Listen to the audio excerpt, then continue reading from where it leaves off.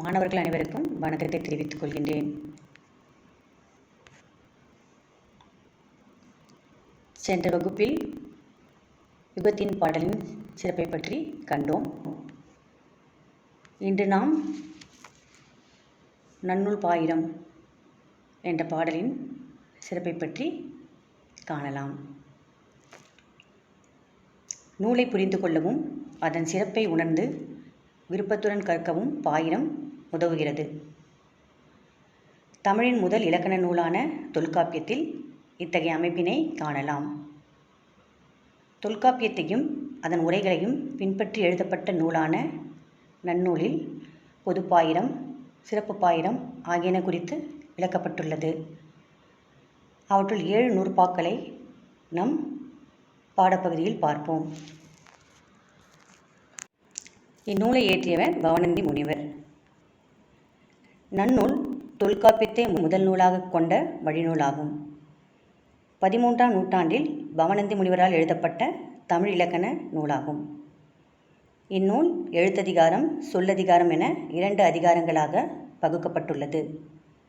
எழுத்ததிகாரம் எழுத்தியல், பதவியல், உயிரீற்று புணரியல், மெய்யீற்று புணரியல், உருபு புணரியல் என 5 பகுதிகளாகவும், சொல்லதிகாரம் பெயரியல், வினையியல், பொதுவியல், இடையியல், உரியியல் என 5 பகுதிகளாகவும் அமைந்துள்ளன. சீயகங்கன் என்ற சிற்றரசர் கேட்டுக்கொண்டதால் பவணந்தி முனிவர் இந்நூலை இயற்றினார் என பாயிரம் குறிப்பிடுகிறது. ஈரோடு மாவட்டம் மேட்டுப்புதூர் என்ற ஊரில் 8ஆம் தீர்த்தங்கரான சந்திரபிரபாவின் கோவில் உள்ளது. இங்கு பவணந்தியாரின் உருவச்சிற்பம் இன்றும் உள்ளது. இப்பொழுது நன்னூல் பாடலின் சிறப்பை பற்றி காண்போம். பாயிரம் இல்லது பணுவல் அன்றே. முகவுரை பதிகம் அணிந்துரை நூன்முகம், புறவுரை தந்துரை புனைந்துரை பாயிரம். பாயிரம் பொது சிறப்பு என இருப்பாற்றே. நூலே நுவல்வோன் நுவலும் திறனே, கொள்வோன் கோடல் கூற்றாம் 5ம், எல்லா நூற்கும் இவை பொதுப்பாயிரம். முதலில் அமைந்துள்ள 3 பத்திகளை நாம் இப்போ காணலாம். பாயிரம் என்றால் என்ன? நூலை உருவாக்கும் ஆசிரியரின் சிறப்பையும் அந்நூல் வழங்கும் கருத்து வளத்தையும் தொகுத்து நூல் முகப்பில் வைக்கும் முறை பற்றி பேசுவதுதான் பாயிரம் எனப்படும். இங்கு முதல் பத்தியில் பாயிரத்திற்குரிய 7 பெயர்கள் கொடுக்கப்பட்டுள்ளது. முகவுரை என்பது நூலுக்கு முன் சொல்லப்படுவது. பதிகம் என்பது 5 பொதுவும் 11 சிறப்புமாகிய பல வகை பொருள்களையும் தொகுத்து செல்வது. அணிந்துரை புனைந்துரை இரண்டும் நூலின் பெருமை முதலியவை விளங்க அலங்கரித்து சொல்வது. நூன்முகம் நூலுக்கு முகம் போல முற்பட்டிருப்பது. புற உரை நூலில் சொல்லிய பொருள் அல்லாதவற்றை நூலின் புறத்திலே சொல்வது. தந்துரை நூலில் சொல்லிய பொருள் அல்லாதவற்றை தந்து சொல்வது. இந்த 7ம் பாயிரத்திற்கு உரிய 7 பெயர்களாகும். பாயிரம் பொதுப்பாயிரம், சிறப்பு பாயிரம் என இருவகைப்படும்.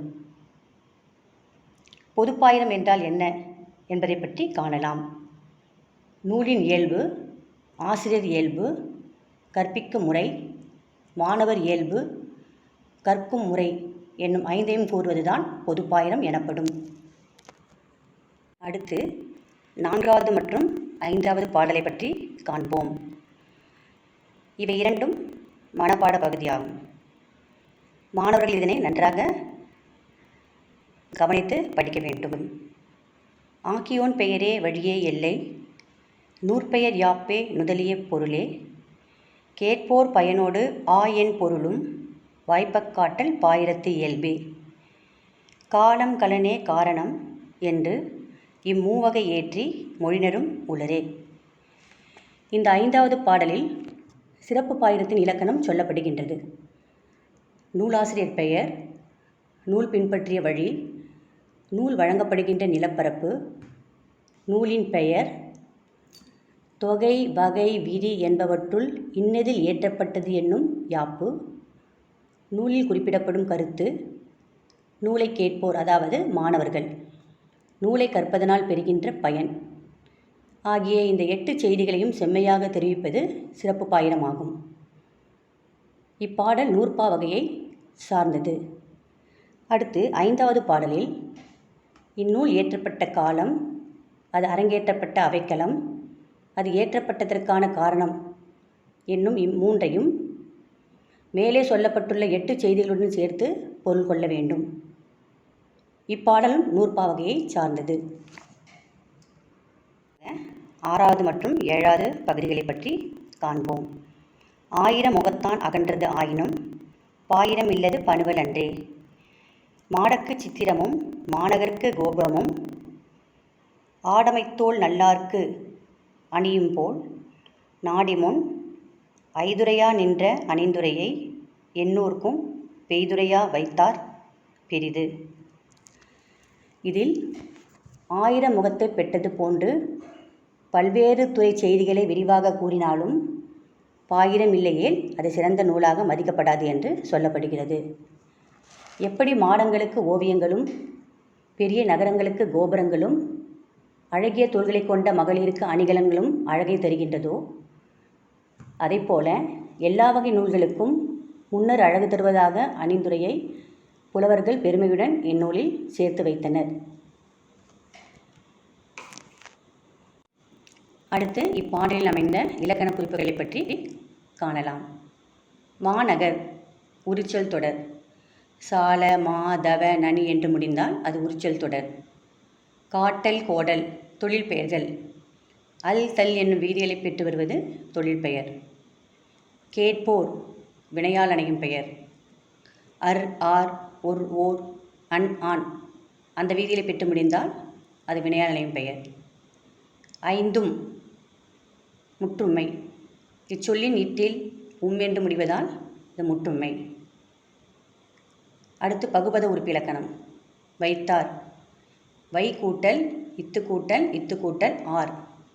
வை என்பது பகுதி, இத்தென்பது சந்தி, இத்தென்பது இறந்த கால இடைநிலை. இத்து இட்டு இரு இன்னு இதெல்லாம் வந்தால் இறந்த கால இடைநிலை. ஆர் பலர்பால் வினைமுற்று விகுதி. அடுத்து இப்பாடலில் அமைந்த உணர்ச்சி விதி பற்றி காணலாம். அணிந்துரை. அணிந்து ப்ளஸ் உரை. இதில் 2 விதிகள் பயின்று வந்துள்ளது. முதல் விதி உயிர்வரின் உக்குரல் மெய்விட்டோடும் என்ற விதிப்படி அணிந்து ப்ளஸ் உரை என்று மாறியது. அந்த அணிந்து என்னும் வார்த்தையிலுள்ள து இத்து ப்ளஸ் உ என பிரியும். அந்த மெய்யை விட்டு உகரம் அகன்று அணிந்து ப்ளஸ் உரை ஆனது.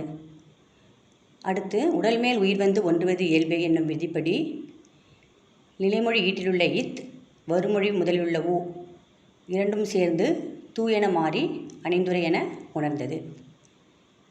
அடுத்தது பொதுச்சிறப்பு. பொது ப்ளஸ் சிறப்பு. இயல்பினும் விதியினும் நின்ற உயிர் முன் காசா தாப்பா மிகும் என்ற விதியின்படி வருமொழி முதலில் சகர வரிசையில் அமைந்த சிறப்பு என்ற வார்த்தை வந்துள்ளதால் இச்சென்னும் மெய்யை பெற்று பொதுச்சிறப்பு என உணர்ந்தது. அடுத்ததாக மதிப்பீடு பகுதியை பற்றி காணலாம். ஒரு மதிப்பின் வினாக்கள். பாயிரம் இல்லது டேஷ் அன்றே. அதற்குரிய விடை பணுவல். தமிழில் கிடைத்த முதல் இலக்கண நூல் தொல்காப்பியம். பாயிரம் டேஷ் வகைப்படும். 2 வகைப்படும். நன்னூலின் ஆசிரியர் டேஷ் பவணந்தி முனிவர். பாயிரத்திற்கு உரிய பெயர்கள் டேஷ் வகைப்படும். 7 வகைப்படும். அடுத்து ஒரு குருவினா. பாயிரம் பற்றி நீ அறியும் கருத்து யாது? ஒரு சிறுவினா. நூல் ஒன்றின் முகவுரையில் இடம்பெற வேண்டுவனவாக நன்னூல் எவற்றை குறிப்பிடுகிறது? அடுத்ததாக ஒரு நெடுவினா. நன்னூல் பொதுப்பாயிரம் சிறப்பு பாயிரம் வாயிலாக அறியலாகும் செய்திகளை தொகுத்து எழுதுக. இந்த 3 வினாக்களும் அதற்குரிய விடைகளும் இங்கு தரப்பட்டுள்ளன. மாணவர்கள் இச்செயலின் மனப்பாட பகுதியை 2 முறை எழுதி படித்து வர வேண்டும். மதிப்பீடு பகுதியில் உள்ள 1 மதிப்பெண் வினாக்கள், குறுவினா, சிறுவினா, நெடுவினா ஆகிய அனைத்தையும் 1 முறை எழுதி படித்து வர வேண்டும். நன்றி.